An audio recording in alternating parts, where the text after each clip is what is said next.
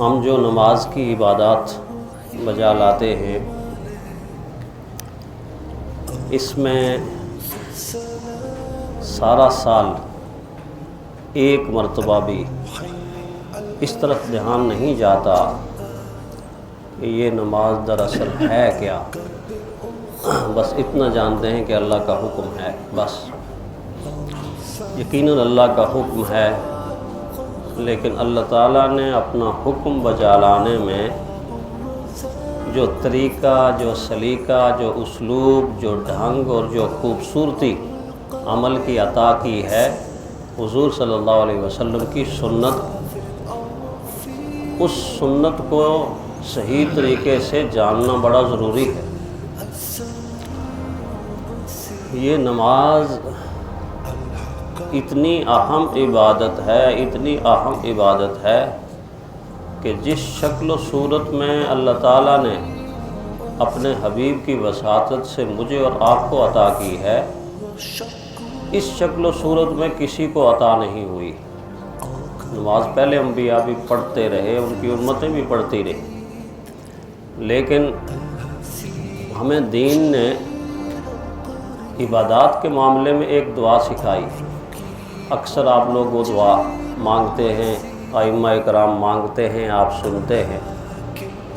وہ کیا ہے کہ اللہ مجھے توفیق دے دے اپنے ذکر کی، اپنے شکر کی، و حسن عبادتک، اور عبادت کے حسن کی، عبادت کی خوبصورتی کی. دنیا بھر کے کام ہم طریقے سے، سلیقے سے، اسلوب سے، ڈھنگ سے اور خوبصورتی سے کرتے ہیں، مگر یہاں پر دکھ ہوتا ہے کہ ہم عبادات کو رسمی طور پہ ادا کرتے ہیں. عبادات سے حسن کا رخصت ہو جانا، دوسرے معنی میں یہ کہ اس میں سے لطف کا نکل جانا. آپ جانتے ہیں نا، جس چیز کو آپ خوبصورت دیکھتے ہیں تو اس پر فریفتہ ہو جاتے ہیں. کیوں؟ آپ اس کے دیکھنے کے اندر آپ کو لطف آ رہا ہوتا ہے، آپ کو سرور مل رہا ہوتا ہے، آپ کی آنکھیں ٹھنڈی ہو رہی ہوتی ہیں. تو حسن موجود ہو تو فوراً لطف آ جاتا ہے، اور اگر حسن رخصت ہو جائے، خوبصورتی رخصت ہو جائے تو پھر لطف بھی نہیں آتا. چنانچہ اس وقت ہماری نمازیں بے مزہ ہیں، بے روح.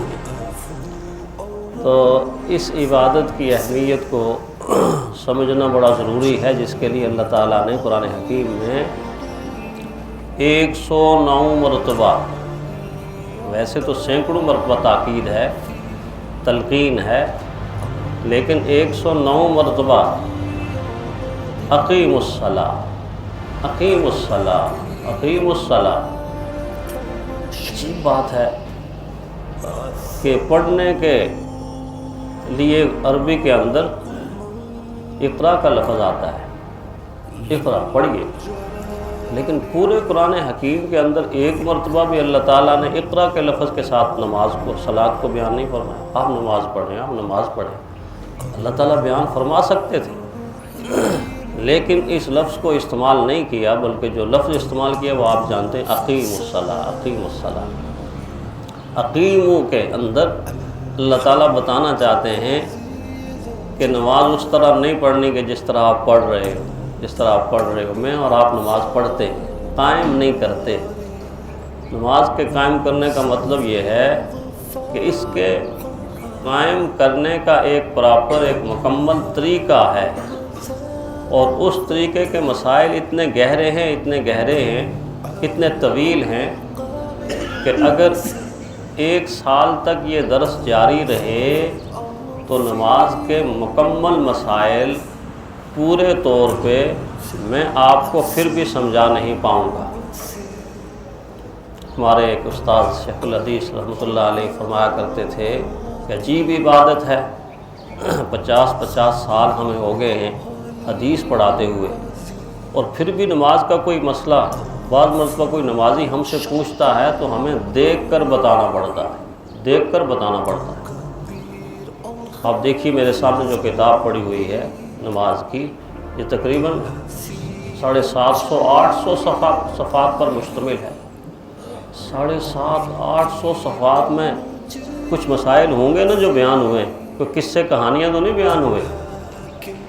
تو نماز کے مسائل کا جاننا انتہائی ضروری ہے، اس لیے بھی کہ کہیں ایسا نہ ہو کہ ہم پڑھتے تو رہیں لیکن قیامت کے دن بے نمازیوں میں میرا اور آپ کا شمار ہو۔ اللہ ایسا نہ کرے، اللہ ایسا نہ کرے، اللہ ایسا نہ کرے۔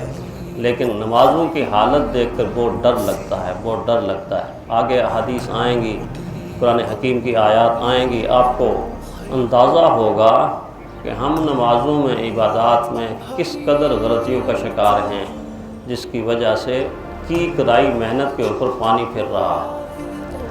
تو اس اعتبار سے بہت کم وقت میں، میرا مزاج بھی یہی ہے کہ بہت مختصر بات اور لمبی بات سے میں خود بھی گھبراتا ہوں، آپ کا بھی اتنا وقت نہیں لوں گا، لیکن جتنا وقت ہمارا یہاں صرف ہوگا یہ وقت قیامت کے دن روشنی اور نور بن کر ہمارے سامنے چلے گا اور ہمارے جنت میں پہنچنے تک سارا راستہ منور ہو جائے گا۔ بہت قیمتی وقت ہوگا۔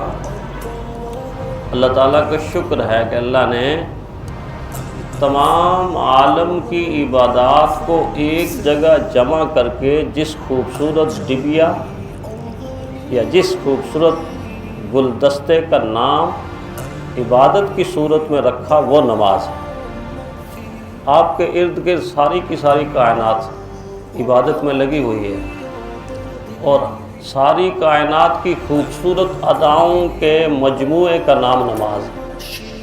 یہ ساری کائنات کے خوبصورت عبادت کے پھولوں کو اگر چنا جائے اور چننے کے بعد آپ کسی کو کہیں یہ گلدستہ آپ کے لیے ہے تو اس کا نام نماز ہوگا۔